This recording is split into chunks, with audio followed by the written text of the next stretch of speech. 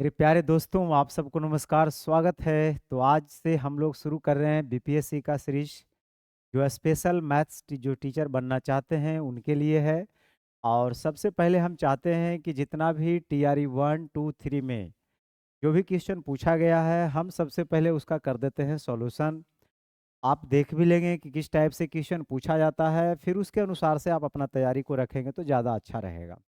किसी भी एग्जाम की अगर तैयारी आप कर रहे हैं और उसका अगर पी वाई क्यू बिना देखे आप कर रहे हैं तो आप गलत कर रहे हैं। तो सबसे पहले उसका पी वाई क्यू को आप देख लीजिए कि प्रीवियस ईयर क्वेश्चन किस टाइप से पूछा गया है। फिर उसी टाइप में आपको देखना होगा कि किस टाइप के क्वेश्चन में हमको ज़्यादा प्रॉब्लम होता है।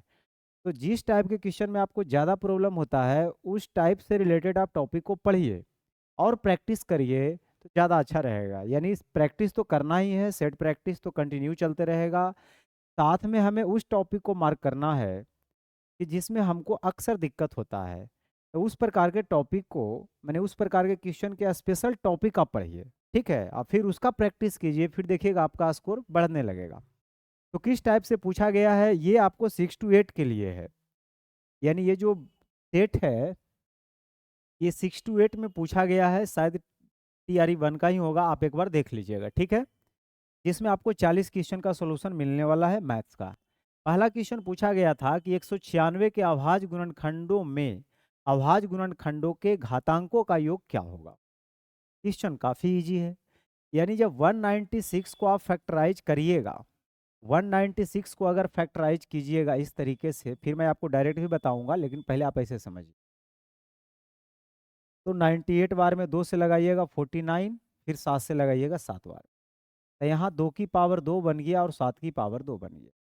यानी यह एक भाज्य संख्या था और इसको आपने अभाज्य संख्या के गुणनफल के रूप में लिख दिया। यानी कंपोजिट नंबर को प्राइम नंबर के फैक्टर के रूप में लिख दिया। अब इसमें जो एक्सपोनेंट्स है, यानी जो पावर है, उसका योग पूछा जा रहा है कि क्या होगा। इसका जो योग होगा 2 और 2 मिला करके 4 होगा। बात को समझे। तो काफी इजी सवाल आपसे पूछा गया था। ठीक है, आगे बढ़ते हैं। आगे कहता है, यदि अल्फा और बीटा द्विघात समीकरण 4x² प्लस 3x प्लस 7 बराबर 0 के मूल है, तो 1y alpha plus 1y beta की वैल्यू आपसे पूछा जा रहा है। काफ़ी इजी पूछा गया था। यानी अल्फा और बीटा इसके मूल होने का मतलब है कि x के जगह अल्फा रखेंगे तो ये पूरा 0 हो जाएगा, फिर x के जगह बीटा रखेंगे तो ये पूरा 0 हो जाएगा। मूल का मतलब यही होता है। और मूल में रिलेशन आप सब जानते हैं कि जो हमारा दो रिलेशन होता है, एक अल्फा प्लस बीटा और एक अल्फा इंटू बीटा का। तो मूलों का योग होता है -b/a और ये होता है c/a। अब ए बी सी क्या है, तो ये तो आप जानते ही है कि x² के कॉफिशिएंट को a कहते हैं, x के कॉफिशिएंट को b कहते हैं और कांस्टेंट वाले को क्या बोलते हैं, c बोलते हैं। ठीक है, अब -b/a यानी -3 और a की जगह लिख दीजिए 4 और अल्फा इंटू बीटा यहाँ से c/a यानी 7/4। अब हमसे जो पूछा जा रहा है वो 1y alpha plus 1y beta. अगर हम इसमें एलसीएम ले लें अल्फा बीटा मित्र, तो अल्फा कट जाएगा, ऊपर बीटा जाएगा, बीटा कट जाएगा अल्फा। अब इस क्वेश्चन का सॉल्यूशन के लिए कोई ज़रूरी नहीं था कि आप ये निकालें तभी ये इसका सॉल्यूशन होगा। ऐसे तो आप वैल्यू रख ही लीजिएगा, जैसे -3/4 और यहाँ पे आप जो है रख दीजिएगा इसकी वैल्यू 7/4। फिर काट पीट कीजिएगा तो -3/7 आ जाएगा। बट यहाँ पे एक चालाकी हमें ये करनी है कि बिना अल्फा प्लस बीटा और अल्फा इंटू बीटा निकाले हुए बन जाएगा। क्योंकि हम जानते हैं अल्फा प्लस बीटा जो होता है -b/a और अल्फा इंटू बीटा c/a, तो ए कट जाएगा -b/c। तो 1y alpha plus 1y beta का फार्मूला आज से आप याद रखिएगा, -b/c। तो डायरेक्ट हो जाएगा। तो b के जगह -3 और c के जगह 7। तो फिर आप देखते के साथ आंसर कर दीजिएगा बिना पेन लगाए हुए, लेकिन ऐसे आपको आनी चाहिए। नेक्स्ट, किसी समांतर श्रेणी के 11वें पद का 11 गुना 7वें पद के 7 गुना के बराबर है, तो इसका 18वां पद कितना होगा। आपको डायरेक्ट आंसर अभी बताया जाएगा 1 सेकेंड में, कि डायरेक्ट आपको बनाना उनाना नहीं है, बिल्कुल 1 सेकेंड में आंसर देना है। लेकिन कैसे, एक बार सीख लीजिए। कह रहा है 11वें पद का 11 गुना, जैसे एपी जो होता है जिसमें फर्स्ट टर्म हमारा होता है ए, और आप सब जानते हैं कि जो कॉमन डिफरेंस होता है वो डी होता है, हाँ या नहीं। अब ये करा है ग्राहमें पद का 11 गुना। ग्राहमें पद को हम लिखेंगे A11 शॉर्ट में, और इसका 11 गुना, 11 से गुना कर दिया। ये बराबर है 7वें पद के 7 गुना के, यानी A7 इंटू 7। अब यहाँ से आप कर क्या सकते हैं, A11 को लिखेंगे A+10D इंटू 11 और A+6D इंटू 7। 11 से मल्टीप्लाई करिएगा 11A प्लस 110D और यहाँ 7A प्लस 42D। अब ए को एक तरफ लाके जब माइनस कीजिएगा तो इधर आ जाएगा 4A और 10 में से 10 में से 2 जाएगा तो इधर 8 और 10 में से 4 जाएगा तो 6, यानी 68D। यहाँ से आपने बता दिया कि जो ए की वैल्यू होगा वो 17D होगा। ए की वैल्यू कितना होगा, 17D। अब हमसे पूछा जा रहा था कि इसका 18वां पद क्या होगा, A18, तो A+17D। और ए की वैल्यू आप रखिएगा, अच्छा यहाँ माइनस में आता ना, तो ए की वैल्यू आप माइनस का 17D रखिएगा, अब प्लस का 17D, यानी यहाँ से आ जाएगा 0। लेकिन आपको पेपर में ऐसे नहीं करना है, इसमें एक लॉजिक बैठ रहा है, ध्यान से सुनिए। जैसे यहाँ 11वें पद की बात कर रहा था, 7वें पद की बात कर रहा था, और आगे 11 और 7 जोड़ के 18वें पद की बात कर रहा है। अगर 19वां पद पूछ देगा तो शायद ये एग्जैक्ट बन भी नहीं पाएगा, वो नहीं बन पाएगा, वो तो डी में ही आएगा ना। अगर आप चाहते हैं कि ए और डी से फ्री मेरा आंसर आवे, ये तो तभी संभव है ना जब ये कट जाएगा। और ये कब कटेगा, जब यहाँ 11वें पद की बात कर रहा है, यहाँ 7वें पद की बात कर रहा है, और यहाँ 11 और 7 मिलकर 18वें पद की बात करेगा। तो इस केस में क्या होगा, हमेशा आंसर क्या हो जाएगा, 0 हो जाएगा, हमेशा आंसर 0 हो जाएगा। जैसे अगर मैं कहूँ कि 50वें पद का 50 गुना और 60वें पद का 70 गुना, ये आपस में बराबर है मान लिया जाए, और आपसे पूछ देगा कि 60 और 50 110वां पद क्या होगा, A110, तो इसका भी आंसर आपको क्या कर लेनी है, 0 कर लेनी है। ठीक है, नेक्स्ट। यदि बिंदु पी एक्स वाई A51 और B इतना से समान दूरी पर है तो बताइए कौन सा इक्वेशन होगा। पहले क्वेश्चन को, लैंग्वेज को समझिए, फिर मैं डायरेक्ट आंसर देने के लिए सिखाऊंगा। सबसे पहले बोल रहा है कि एक P है पॉइंट जिसका कोऑर्डिनेट दे रखा है x और y, A और B दोनों से समान दूरी पर स्थित है। A का कोऑर्डिनेट दे रखा है, A का कोऑर्डिनेट दे रखा है 5 और 1, और आगे जो है B का कोऑर्डिनेट दे रखा है -1 और 5। अब ये बोल ये रहा है कि जो बिंदु P है वो A से जितना दूरी है पर है उतना ही दूरी पर B से भी है, यानी PA बराबर PB। तो एक तो हमारा ट्रेडिशनल तरीका है कि हम लगा लेंगे इसमें डिस्टेंस फार्मूला। अगर आप डिस्टेंस फार्मूला लगाइएगा तो PA बराबर PB करिएगा, तो कहने का मतलब है कि डिस्टेंस फार्मूला कहता है अब सीसा के डिफरेंस यानी भुज के अंतर x-5 के होल स्क्वायर प्लस कोटि का अंतर यानी y-1 का होल स्क्वायर। इधर भी वही काम करिए, फर्स्ट वाले के अंतर करिए, e माइनस आई माइनस मिलके प्लस, और यहाँ पे आ जाएगा y-5 का होल स्क्वायर। अब इसको पूरा जब आप सोल्व करिएगा ना, पूरा सोल्व करिएगा तो आपका कोई ना कोई इक्वेशन ऑप्शन वाला आ जाएगा। बट थोड़ा सा दिमाग हमें ये लगाना है कि क्या इतना करना जरूरी है, नहीं, बिल्कुल नहीं। अगर हम इतना करेंगे तो हमसे आगे कोई निकल जाएगा, तो हमें किसी से पीछे नहीं रहना है। ठीक है, तो अब हम लोग तीसरा नेत्र खोलेंगे। कोई मित्र सोच रहे होंगे कि हम स्लोप लगा लेंगे, तो स्लोप लगाइएगा तब ना जब ये एक स्ट्रेट लाइन बनाएगा। स्ट्रेट लाइन अगर बना लेगा, मान लो ये, मान लिया जाए कि पी पॉइंट हमको हम बीच में रख लेते हैं, और यहाँ पर ए है, यहाँ पे बी है। ए का कोऑर्डिनेट दे रखा है 5 1 और बी का कोऑर्डिनेट दे रखा है -1 और 5, और पी का कोऑर्डिनेट है एक्स वाई। तो ये समदूरस्थ होने का कोई ज़रूरी नहीं है कि ए बी के बीच में ही कहीं पर हो पी, ये तो ऊपर नीचे भी हो सकता है। लेकिन एक चीज़ तय है कि ये ऊपर रहे या नीचे रहे। अगर हम कोई लाइन बनाते हैं, मान लो ये पी यहाँ भी रहता और यहाँ से अगर सीधे एक लाइन खींच देंगे, तो कहने का मतलब एक स्ट्रेट लाइन बनेगा। जो स्ट्रेट लाइन बनेगा, इस लाइन का अपना इक्वेशन होगा और ये पॉइंट पी को भी सेटिस्फाइड करेगा, तो पी को भी सेटिस्फाइड करेगा। इक्वेशन तो मुझे नहीं पता है, लेकिन ये मुझे जरूर पता चल रहा है कि ये जो पी का कोऑर्डिनेट निकलेगा वो इस लाइन के जो इक्वेशन होगा उसको कम से कम सेटिस्फाइड तो करेगा ही करेगा, कंफर्म। तो हम क्या कर लेते हैं, टाइम बचाने के लिए इसको हम मिड पॉइंट समझ लेते हैं, और अगर ये बीचों बीच में है तो हम पी का कोऑर्डिनेट तुरंत निकाल देंगे कि दोनों को जोड़कर 2 से भाग, x1 प्लस x2/2, तो 5 में से एक जाएगा 4 के आधा 2 और 5 एक 6 के आधा 3। इसका मतलब 2 3 एक सॉल्यूशन है, जबकि linear equation in two variable का जो नंबर ऑफ सॉल्यूशन होता है वो इनफाइनाइट होता है, जिसमें से मुझे एक सॉल्यूशन तो पता चल गया कि 2 3। तो पहला आइडिया तो मुझे ये मिल जाना चाहिए कि अगर हम कोई ऑप्शन है जिसमें हम x के जगह 2 और y के जगह 3 रख के अगर हम सेटिस्फाइड करा दें और मेरा एक ही ऑप्शन सेटिस्फाइड करेगा तो हम आंसर करके निकल सकते हैं। लेकिन ये सही तरीका नहीं है। इसका मतलब ये नहीं समझ लेना कि P यहीं पे रहेगा, P कहीं भी रह सकता है, लेकिन मैं सुविधा अनुसार से मैं P को AB के बीच में रख रहा हूँ। ठीक है, अब सुनिए। अब यहाँ x के जगह 2 और y के जगह 3, तो x के जगह 2 रखेंगे, y की जगह 3 रखेंगे, बराबर नहीं होगा। x के जगह 2 रखेंगे, 3 दूना 6, अब y की जगह 3 रखेंगे, हाँ यहाँ बराबर हो रहा है। x के जगह 2 रखेंगे तो 4, अब y की जगह 3 रखेंगे तो 9, नहीं बराबर हो रहा है। x के जगह 2 रखेंगे, देखो नहीं बराबर हो रहा है। तो ये ऑप्शन सही हुआ कि नहीं? तो ये है स्मार्ट तरीका। और आप क्या करेंगे, पूरा इसको सोल्व करेंगे। तो अगले बार से कभी भी इस टाइप से क्वेश्चन आ जाएगा तो हम ये मान कर चलेंगे कि ए बी के बीच में ही पी कहीं है, और जब वो बीच में है तो उसका कोऑर्डिनेट तो हम निकाल ही सकते हैं। तुरंत फर्स्ट वाले को जोड़कर दूसरे भाग, फिर सेकंड वाले को जोड़कर दूसरे भाग, यानी बिना पेन की इसको कर लेनी है, और तुरंत उस वैल्यू को बाई ऑप्शन रख देंगे तो हम शायद उससे पहले करके निकल सकते हैं। बात को समझ रहे हैं? बिल्कुल। अब बाकी इसको भी कर लीजिएगा सोल्व आगे। 10:45 हो रहा है टाइम, और टावर की जो छाया है उसकी ऊंचाई के बराबर है। तो सूरज की ऊंचाई क्या है? टाइम कुछ भी हो उससे मतलब नहीं है।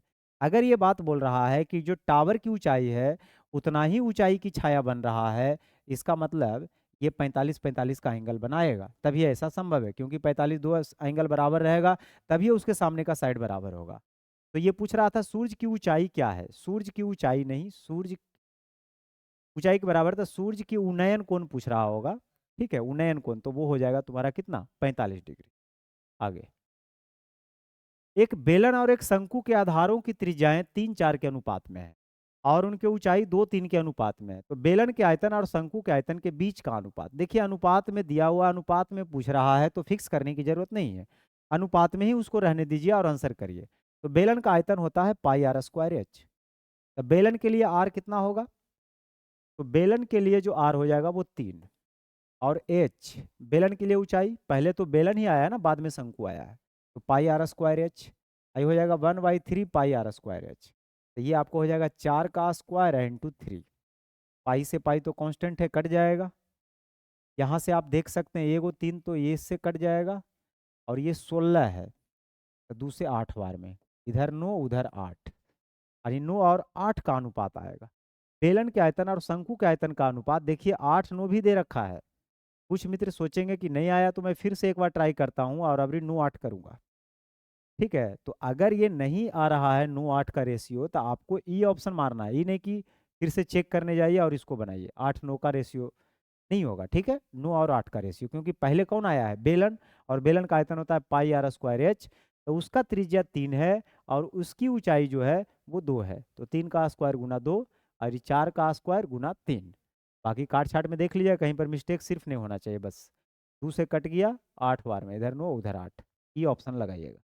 नेक्स्ट, एक समद्विबाहु समकोण त्रिभुज की एक भुजा अगर दे रखा है तो कर्ण की लंबाई।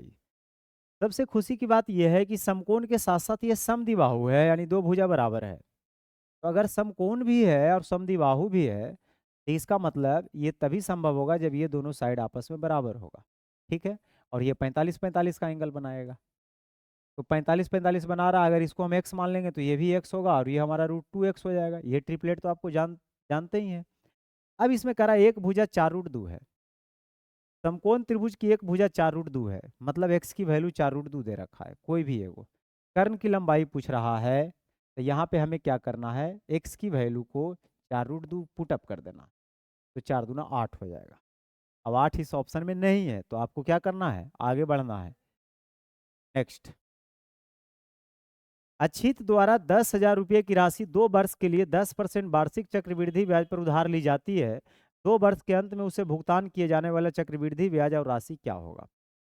2 साल का ब्याज, भाई चक्रवृद्धि ब्याज का इसके पहले एक वीडियो अपलोड किया हूँ, उसको जरा देख लीजिएगा। बहुत सारे मेथड हम बताए हैं और मैंने ये भी बताया है कि कौन सा मेथड आपके लिए बेस्ट रहेगा। हमें जितना मेथड है सारे मेथड को जानना है और अकॉर्डिंग टू क्वेश्चन हमें उसको अप्लाई करनी है। ऐसा नहीं कि आप एक रट गए हैं एक तरीका जो उसको बेस्ट आप मान रहे हैं वही तरीका से सबको कर रहे हैं, वो सही नहीं है। तो यहाँ पे हमको सबसे अच्छा लगा कि 2 साल का जो ब्याज होता है ना 2x plus x square by 100%, ये वाला हमको सबसे बेस्ट लगा। क्योंकि 10 अगर रख देंगे तो 10 दूना 20 और एक 21% 2 साल का ब्याज आ जाएगा। तो 10,000 का 21% 2100 बन जाएगा, यानी ब्याज तो हमारा 2100 हो जाएगा। तो 2200 वाला तो होगा नहीं, यानी ये दो ऑप्शन तो मेरा होगा नहीं। या तो ये हो सकता है या तो डी हो सकता है। अब दोनों में से कोई एक ही होगा, ऐसा नहीं कि दो आंसर होगा। अब सुनिए, अब हमें क्या चाहिए, हमें चाहिए राशि भी चाहिए। तो 2 साल में 21% हो गया, ठीक है। और राशि मतलब कितना बनेगा, तो इसका आप जब ब्याज निकालें तो कितना आया था, 2100 रुपया आया। और 10,000 रुपया आपने मूलधन था, तो 10,000 और 12,100 आ जाएगा। तो 12,100 आपको कहाँ मिल रहा है, डी ऑप्शन में मिल रहा है। 21% जैसे 2100 हुआ ना ब्याज, 2100 ब्याज हुआ, 10,000 मूलधन हुआ। तो 10,000 2100 12,100, तो 12,100 आपको किस में है, डी ऑप्शन में है।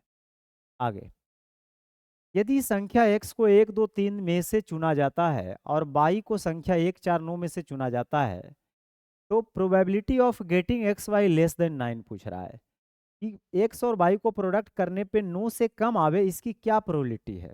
देखो, एक हमारे पास x है, मान लो एक सेट है 1 2 3 इतना एलिमेंट है, और y जो है उसमें जो है भी 3 एलिमेंट है 1 4 9।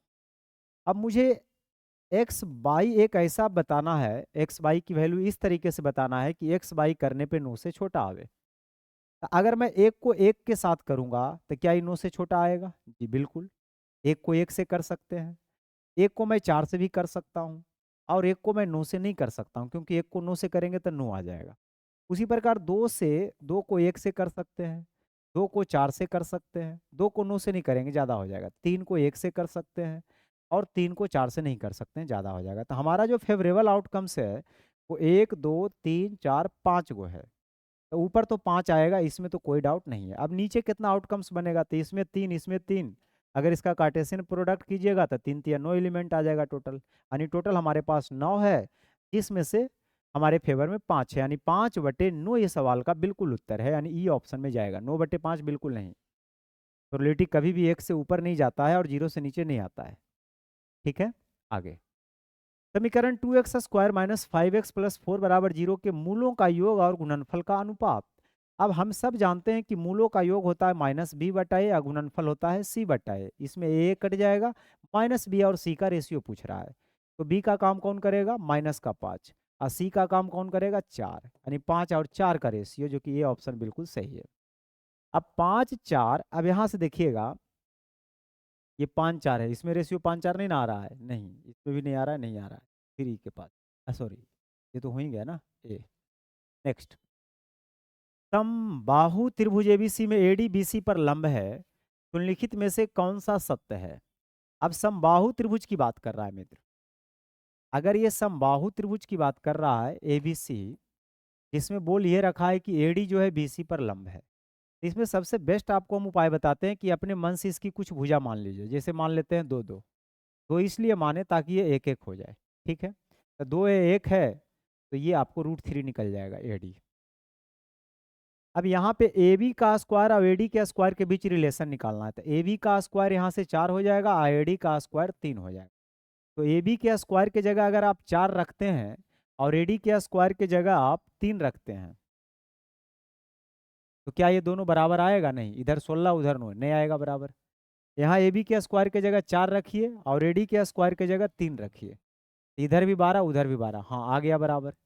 यहाँ पर देखिए ए बी के स्क्वायर के जगह 4, तो 4 तिया 12, 3 दूना 6, और कोई नहीं होगा, ठीक है। तो बी ऑप्शन बिल्कुल सही है। किसी वृत्त की परिधि और त्रिज्या के बीच का अंतर 37 cm है, तो वृत्त की परिधि कितना है। परिधि होता है 2πr और त्रिज्या होता है r, दोनों के बीच का अंतर 37 है। इसमें रही बात कॉमन लेने का, तो r तो कॉमन ले ही लूंगा, पाई के जगह 22/7 और -1 बराबर 37, ठीक है।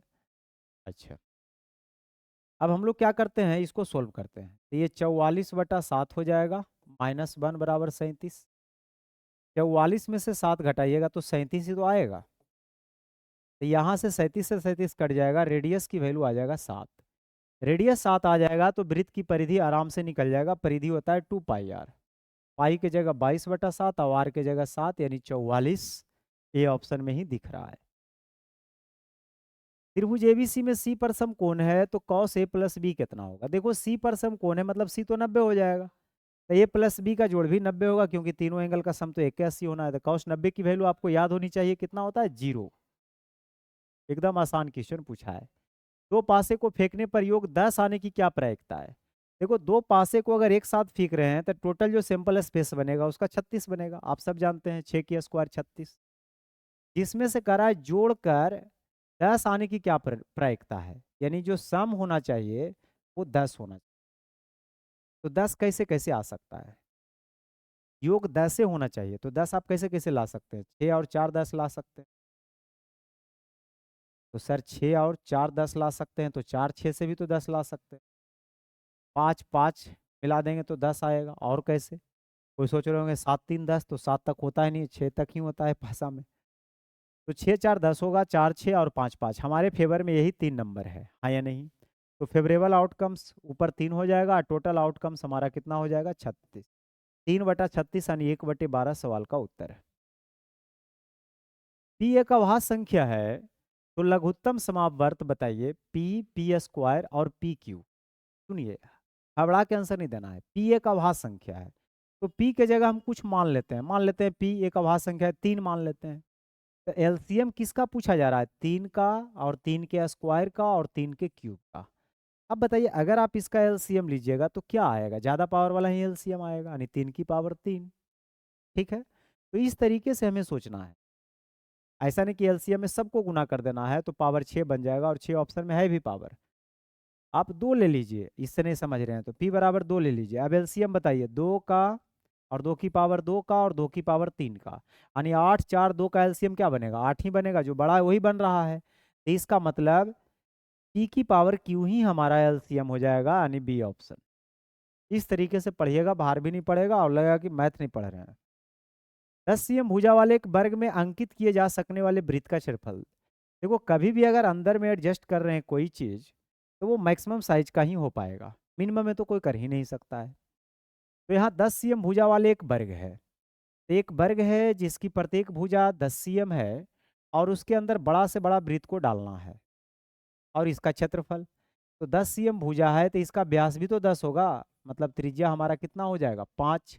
अब वृत्त का क्षेत्रफल होता है पाई आर स्क्वायर, तो 5 का स्क्वायर 25 पाई। ये सवाल का उत्तर है। ठीक है, 87। 6 cm त्रिज्या वाले वृत्त के त्रिज्यखंड का क्षेत्रफल क्या होगा अगर त्रिज्यखंड का कोण 60 डिग्री है।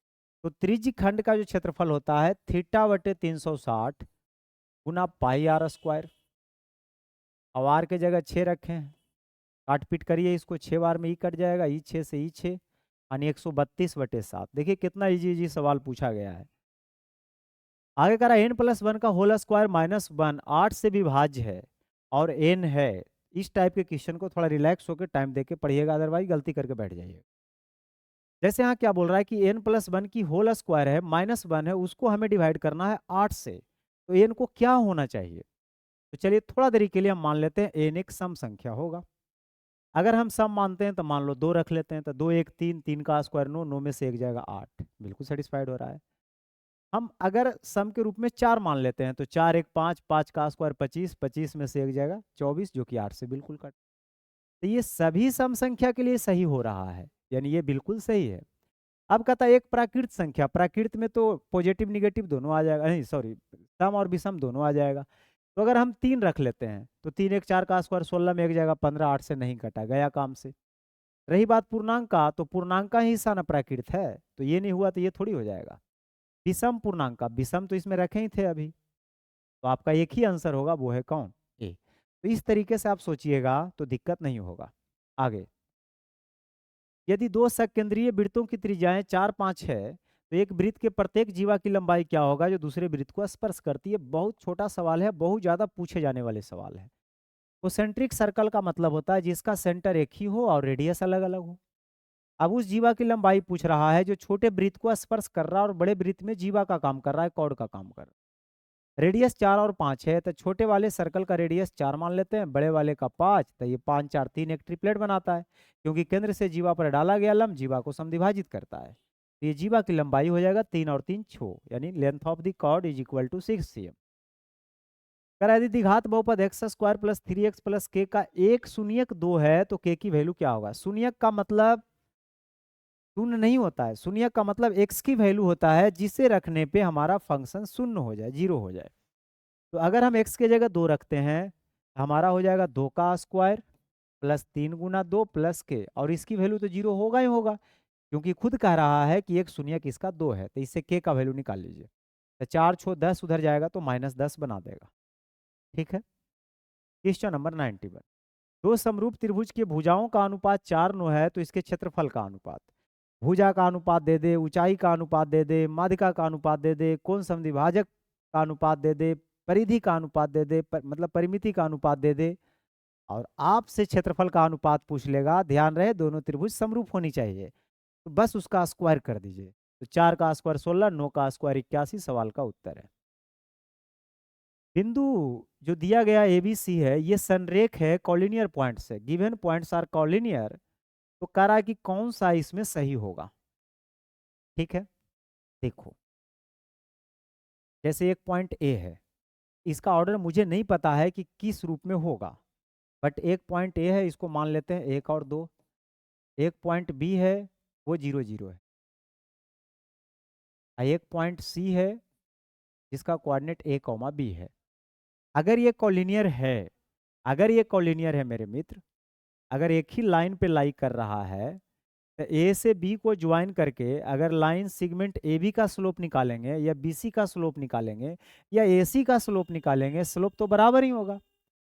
एक अगर लाइन है तो एक लाइन पे बहुत सारे टुकड़ा कर देंगे तो प्रत्येक टुकड़ा का जो स्लोप होगा वो बराबर होगा। स्लोप का मतलब होता है कि एक्स एक्सिस के साथ एंटी क्लॉकवाइज में जो झुकाव है इस लाइन का वो कितना है, और ये डिसाइड करेगा टेन थीटा।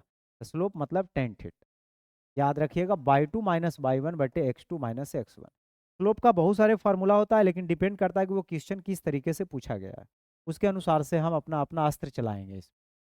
ठीक है, अब देखो अगर हम ए और बी को ज्वाइन करके स्लोप निकालेंगे, तो स्लोप का मतलब y2-y1, इसको आप x1 समझिएगा और इसको y1, x2/2 समझ। y2-y1 यानी 0-2/0-1 बराबर होगा यहाँ पर भी y2-y1 यानी b-0 और बटा a-0।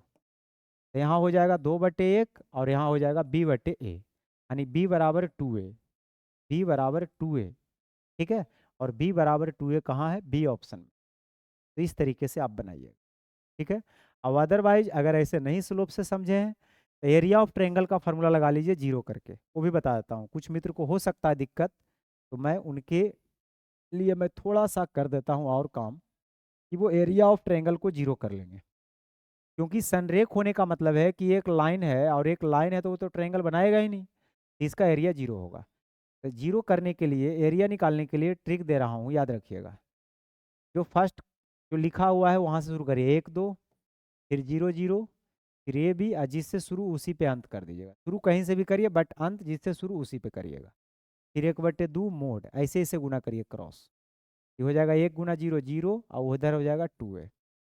ठीक है, बीच में माइनस, फिर इधर से करिए 0 0 और इधर b, और इसकी वैल्यू 0 कर लीजिए। 2a माइनस बी की वैल्यू 0, यानी 2a बराबर b। इससे भी आपका वही आंसर आ। नेक्स्ट, 100 रुपये का 5% बाजार मूल्य ज्ञात करें, जबकि किसी व्यक्ति को 14 से 30 रुपया निवेश करने पे 65 रुपये का लाभांश होता। अब एक शेयर है जिसका जो अंकित मूल्य है वो 100 रुपये है और 5% बाजार मूल्य है, यानी वो 105 रुपये में अभी अवेलेबल है। 100 रुपये का चीज़ अभी 105 रुपये में अवेलेबल है, और निवेश जो किया है वो 1430 रुपये का निवेश किया। तो 1430 रुपये का निवेश किया है और उसको 65 रुपये का लाभांश चाहिए। समझ रहे हैं ना? 65 रुपये का लाभांश लेने के लिए वो आदमी को 1430 रुपया का निवेश करना पड़ा है। 65 रुपया का लाभांश लेने के लिए उस आदमी को 1430 रुपये का निवेश करना पड़ा है। तो 1 रुपये का लाभांश लेने के लिए, लाभ लेने के लिए कितना निवेश करना पड़ेगा? कितना बटे 65, हाँ या नहीं? लेकिन 5% बाजार मूल्य है, तो अगर 5 रुपया चाहिए उसको लाभ, तो उसके लिए उसका इन्वेस्टमेंट क्या होना चाहिए? ठीक है, तो यहाँ 5 से आप मल्टीप्लाई कर लीजिएगा, ये 13 बार में, 13 हैं 43 से, यानी 110 रुपये। तो वही पूछ रहा था आपसे, इसका बाजार मूल्य क्या होगा? इसका बाजार मूल्य क्या होगा? तो बाजार मूल्य हो जाएगा 130 रुपये। ठीक है, नेक्स्ट। 130 नहीं, 110 मैंने बोला था, 110। आगे कहता है किसी वृत्त की परिधि एक वर्ग की परिधि के बराबर है, तो उसके क्षेत्रफल का अनुपात क्या होगा? वृत्त की परिधि होता है 2πr, ठीक है, और वर्ग की परिधि 4 × साइड होता है।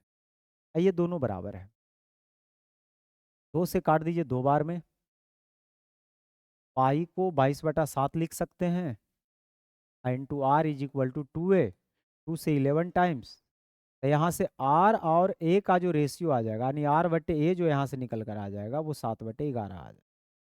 ठीक है, अब हमसे पूछ रहा था क्षेत्रफल का अनुपात, तो पहले वृत्त आया, तो वृत्त का क्षेत्रफल πr²। अब πr², इसका स्क्वायर करिएगा तो 7/11 को 2 बार लिखना पड़ेगा, πr²। और वर्ग का क्षेत्रफल होता है भुजा स्क्वायर, यानी 11 × 11। यहाँ से देखिए, कट जाएगा, 11 दूनी 22, 7 दूना 14, और उधर तो बहुत ज़्यादा आ जाएगा। इसको फिर से देख देता हूँ, देखो फिर से क्या लिखा हुआ है, ध्यान दीजिए। कह रहा है वृत्त की परिधि एक वर्ग की परिधि के बराबर है, तो वृत्त की परिधि हमारा होता है 2πr। अब वर्ग की जो परिधि होता है, यानी परिमाप, 4 × साइड। ठीक है, तो 2 से कट गया, ज़्यादा कुछ मत करिए।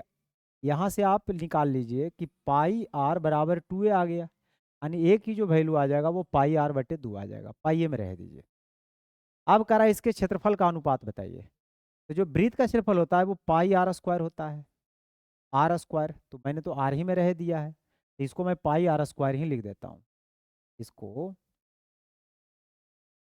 πr² रह देता हूँ। ठीक है, πr² बटा वर्ग की जो क्षेत्रफल होगा वो भुजा का स्क्वायर, तो इसका स्क्वायर करिएगा तब पाई का स्क्वायर, आर का स्क्वायर, अब बटा में 4। इससे थोड़ा कैलकुलेशन मुझे कम करना पड़ा, एगो पाई तो कट जाएगा और r² से r² कट जाएगा, मतलब साफ है कि 4 इधर आ जाएगा और उधर पाई बच जाएगा। पाई की वैल्यू होगा 22/7, 2 बार में, ये बीच में रेशियो है, इधर से 14 और 11, 14 और 11 का रेशियो 14 11, ये ऑप्शन बिल्कुल सही। आगे देखो क्या कहता है, m की पावर n बराबर 32 है, जहाँ m और n धनात्मक पूर्णांक है, तो n की पावर mn की वैल्यू क्या होगा?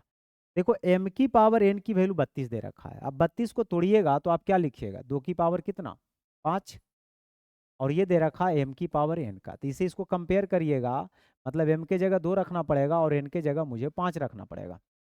अब n की पावर mn पूछ रहा है, तो n का मतलब समझ रहे हैं 5, और इसकी पावर mn यानी 5 दूना 10, तो 5 की पावर 10, यानी बी ऑप्शन। 96 नंबर क्वेश्चन देखो क्या कहता है, कहता है y बराबर f(x) का ग्राफ, जहां f(x) एक द्विघात बहुपद x अक्ष पर कितना पर काटता है, तो f(x) के लिए अभिव्यक्ति है, मतलब ये पूछ रहा है कि कौन सा द्विघात बहुपद बनेगा जिसका जीरोज दिया हुआ है।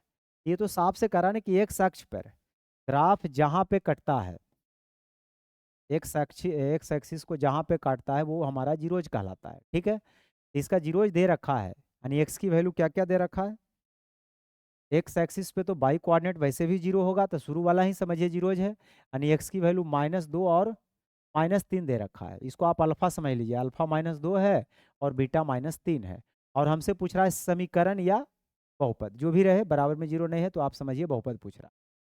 तो अब इसका फॉर्मूला होता है x² minus alpha plus beta, तो दोनों को जोड़िएगा तो -5 × x प्लस अल्फा × बीटा यानी 6, तो x² + 5x + 6 आ जाएगा, x² + 5x + 6 यानी डी ऑप्शन।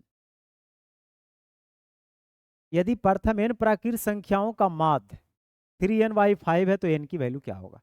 प्रथम n प्राकृत संख्याओं का माध्य, अब n प्राकृत संख्या का माध्य कैसे निकालिएगा? जितना नंबर है सबको जोड़ना है और जितना है उतना से डिवाइड करना है, माध्य तो ऐसा ही निकलता है ना, और ये माध्य 3n/5 के बराबर है। तो यहाँ से हम कर क्या सकते हैं, 1 से लेकर n तक जोड़ने का फॉर्मूला होता है n इंटू एन प्लस 1/2 और ये 3n/5 है। अब यहाँ से en से en कट जाएगा। अब यहाँ अगर देख सकते हैं तो इधर 6n आ जाएगा और उधर 5n प्लस 5 आ जाएगा, यानी n की वैल्यू यहाँ से आपको 5 दिखे। एक ठोस लंब वृत्ताकार शंकु की ऊंचाई के मध्य से दो भागों में इसके आधार के समांतर एक समतल द्वारा काटा जाता है। छोटे शंकु के आयतन व पूरे शंकु के आयतन का अनुपात क्या होगा। बस इसको भी तुरंत आप कर दीजिएगा। देखिए पहले थोड़ा सा अच्छा से, जैसे मान लो एक कोण है और बीचे बीच से किसी प्लेन द्वारा हम इसको काट दिए, तो यहाँ से जो क्रॉस सेक्शन बनेगा वो भी तो हमारा सर्कुलर ही बनेगा, है या नहीं। बिल्कुल बीचों बीच से। क्या मतलब हुआ इसका बीचों बीच का मतलब, अगर हम पूरा हाइट को हम h मान लें यहाँ से लेकर यहाँ तक, तो डेटा नहीं दिया हुआ है ना, नहीं, पूरा हाइट अगर हमारा h होगा, या हम थोड़ा देरी के लिए मान लेते हैं कि पूरा 2 यूनिट रहा होगा, रेशियो में कह रहा है इसलिए नंबर मान रहा हूँ, तो ये हमारा 1-1 हो जाएगा। ठीक है। उसके बाद आधार के समांतर काटा जाता है, तो छोटे शंकु के आयतन और पूरे शंकु के आयतन, तो छोटा शंकु कौन है, ऊपर वाला और ये वाला। एक चीज और गौर करिएगा, इसमें जो दो राइट एंगल ट्रायंगल बनता है ना मित्र, एक ये वाला और एक बड़ा वाला, ये दोनों आपस में समरूप होता है। और समरूप होगा तो इनकी संगत भुजाएं एक ही अनुपात में होगा। जो ऊंचाई का रेशियो होगा वही रेडियस का रेशियो होगा, तो घबराने वाली कोई बात नहीं है। अगर यहाँ पे हम ऊंचाई का रेशियो ले रहे हैं तो बड़ा वाला का 2 छोटा वाला का 1, तो रेडियस में भी वही रेशियो होगा। अगर बड़ा वाला का 2r होगा तो छोटा वाला का r हो जाएगा। जो रेडियस का रेशियो होगा वही हाइट का रेशियो होगा। ठीक है, अगर दुगुना तो वो भी दोगुना। अब छोटे शंकु के आयतन 1/3 पाई तो कांस्टेंट है, तो उसको मैं लिखूंगा ही नहीं, आर स्क्वायर एच। तो छोटे के लिए आर स्क्वायर, आई एच का काम कौन कर रहा है, 1। अब बड़े वाले के लिए आर स्क्वायर, तो आर का काम कौन करेगा, 2r, आई एच का काम कौन करेगा, 2। तो यहाँ से आर स्क्वायर, इधर 2 का स्क्वायर 4 दूना 8 आर स्क्वायर, इससे ही कट जाएगा, 1 और 8 का रेशियो आएगा। देखें, तो ये लॉजिक होता है बनाने का, इस तरीके से बनाइएगा, कभी कोई दिक्कत नहीं होगा। एक कंपनी शेयर धारकों को 8% लाभांश देने की घोषणा करती है। यदि एक आदमी को 2840 रुपये लाभांश के रूप में प्राप्त होता है तो उसके शेयरों का अंकित मूल्य क्या है। देखो, 8% लाभांश देने की घोषणा करती है कि चलिए भाई जो भी स्टॉक रहेगा हम उस पर 8% का लाभांश देंगे, और एक आदमी को 2840 रुपये उसके लाभांश के रूप में प्राप्त होता है। आप समझ रहे हैं कितनी बड़ी बात है, यानी 2840 रुपये उसके लाभांश के रूप में होता है। पहले एक बात समझिए, अगर शेयर का अंकित मूल्य 100 रुपया रहा होगा, इस पर जो लाभ बन रहा था वो 8 रुपये बन रहा था ना। लेकिन ये लाभ आज कितना बन रहा है, 2840, मतलब कितना गुना करना पड़ेगा, भाग देंगे तभी पता चलेगा। तो 2840 को 8 से भाग दीजिए, 8 तिया 24, 8 पचे 40, यानी 355 से मुझे गुना करना पड़ेगा। 355 से गुना करेंगे तब ये 2840 रुपये का लाभ होगा। इधर भी 355 से गुना करना पड़ेगा क्योंकि रेशियो तो इसी के साथ था।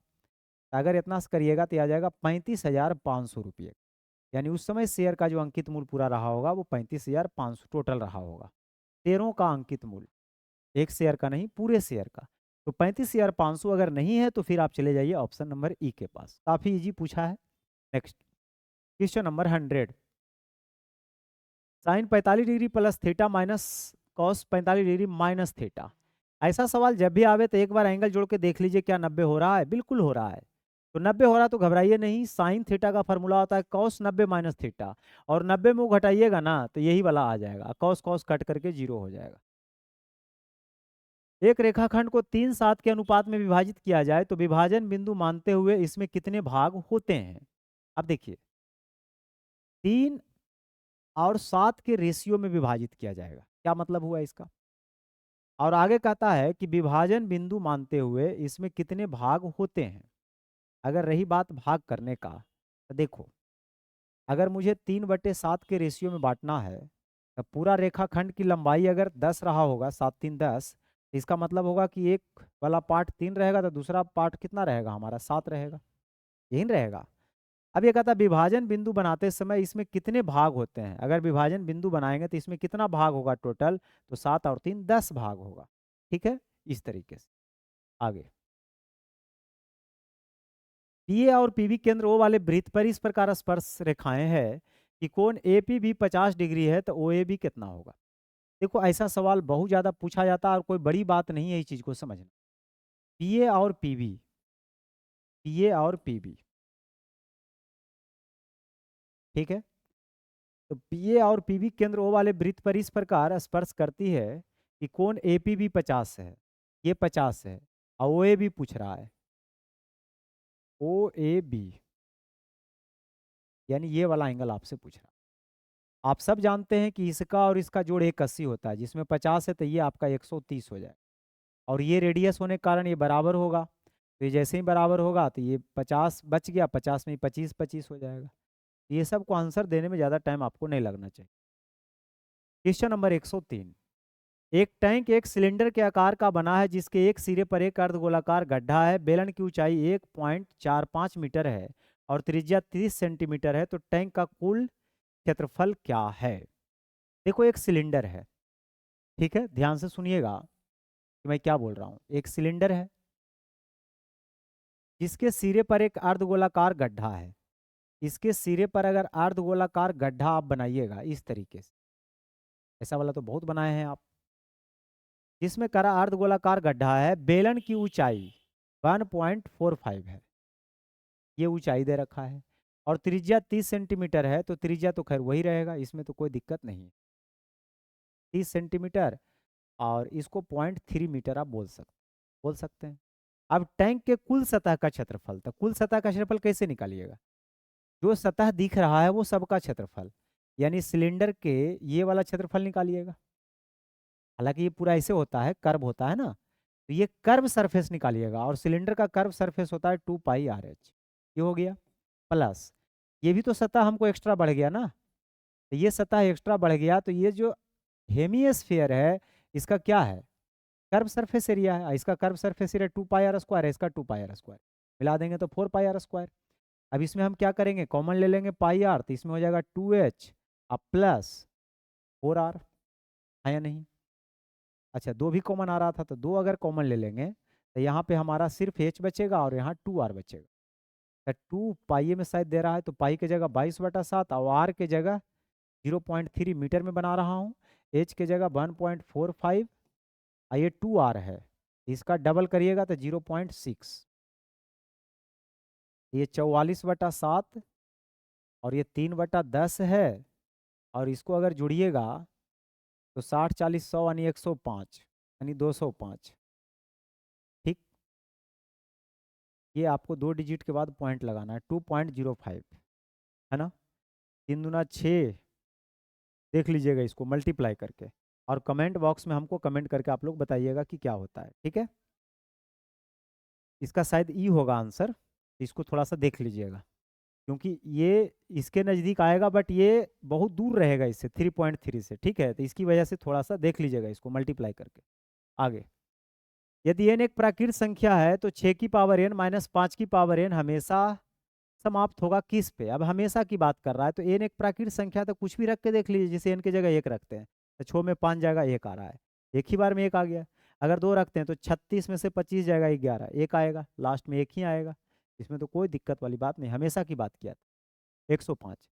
समीकरण की जोड़ी x बराबर a y बराबर b ग्राफ द्वारा रेखाओं का प्रतिनिधित्व करती है, जो बी ए पर प्रतिच्छेद करती है, समांतर 0 पर प्रतिच्छेद करती है। देखो मैं बताता हूँ, अगर x बराबर कुछ दिया हुआ रहे मित्र, तो ग्राफ बाई एक्सिस के पैरेलल जाएगा। x बराबर प्लस में दे रखा है, तो ये ग्राफ बाई एक्सिस के पैरेलल जाएगा, यानी इसका ये ग्राफ बन गया x बराबर a का। और फिर y बराबर अगर कुछ देगा तो वो x एक्सिस के पैरेलल जाएगा, लेकिन प्लस में है ऊपर, ठीक है, तो वो x एक्सिस के पैरेलल जाएगा। अब ये दोनों का इंटरसेक्शन पॉइंट है, इसमें x अक्ष पर चली गई दूरी a यूनिट है और y अक्ष पर चली गई दूरी b यूनिट है, यानी इसका जो इंटरसेक्टिंग पॉइंट होगा वो a, b होगा, b, a नहीं, a, b होगा, इनमें से कोई नहीं। आगे, एक क्रिकेट मैच में एक बल्लेबाज 40 गेंदों में से 8 बार बाउंड्री लगाता है, 8 बार बाउंड्री लगाता है, ठीक है। तो बाउंड्री न लगाने वाले की प्रायिकता, पहले बाउंड्री लगाने वाले की तो प्रायिकता पता कर लें, 8/40 यानी 1/5, तो न लगाने वाले की प्रायिकता 1 - 1/5 यानी 4/5 हो जाएगा, ठीक है, खत्म। आगे कहता है tan a बराबर cot 30 डिग्री प्लस है, तो a की वैल्यू क्या होगा? कभी भी ऐसा दे दे बराबर, जो कॉम्प्लीमेंट्री एंगल बनावे जिसका सम 90 डिग्री हो जोड़ करके। तो ये तभी संभव होगा जब इसका एंगल का सम 90 डिग्री होगा, मतलब दोनों एंगल का सम 90 डिग्री आपको करनी है। तो ए प्लस 30 डिग्री प्लस ए बराबर 90 डिग्री। तो 2a की वैल्यू 60 यानी ए की वैल्यू आपको 30 दिख जाएगा। आगे देखो क्या कहता है, 50 अवलोकनों वाले दिए गए डेटा के 15.5, 20 पर त्वरण से कम और त्वरण से अधिक प्रतिच्छेद करती है। जब आप त्वरण बनाते हैं ना, माध्यिका जब आप बनाते हैं उसका ग्राफ, एक होता है से कम और एक होता है से अधिक। जैसे 10 से कम, 20 से कम, 30 से कम, फिर 0 से अधिक यानी 10 से अधिक, 20 से अधिक, 30 से अधिक। तो एक से कम वाला का ग्राफ बनाइए और एक से अधिक वाला का ग्राफ बनाइए, और दोनों ग्राफ जहाँ पे कटता है वो वैल्यू का जो जिस पॉइंट पे कटेगा उस पॉइंट का जो एक्स कोऑर्डिनेट होगा वो माध्यिका को रिप्रेजेंट करता है। बहुत अच्छा बात है, इसको ध्यान में रखिए। तो डेटा का माध्यक क्या है, तो इसका एक्स कोऑर्डिनेट इंटरसेक्शन पॉइंट का क्या है 15.5, तो आपको 15.5 मारनी, इसमें ज़्यादा कुछ करना नहीं है, टेंशन नहीं लेना है।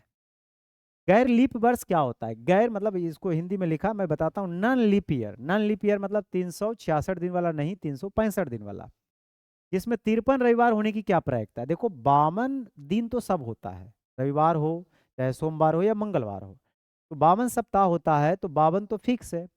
लेकिन एक दिन जो आगे होगा वही 7 दिन में ना, कोई एक दिन आगे होगा, वो संडे भी हो सकता है, मंडे भी हो सकता है, कोई भी दिन हो सकता है।